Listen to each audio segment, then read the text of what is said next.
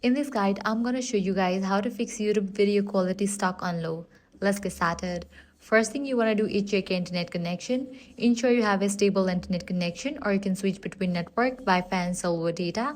Likewise, enable airplane mode, wait for a few seconds and disable it. This will refresh your network. Next thing you want to do is, while playing a video, tap the gear icon or settings button and select quality.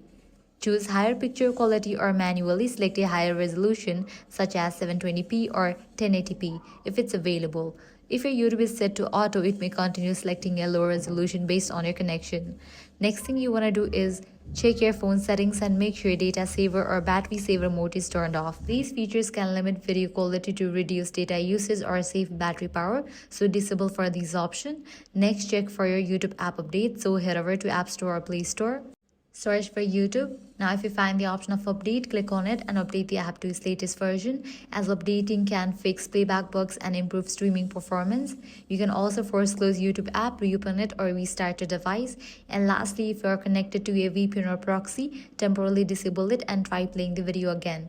That's it. By following these steps, your problem will be fixed. If this guide helped you out, do not forget to like, share and subscribe.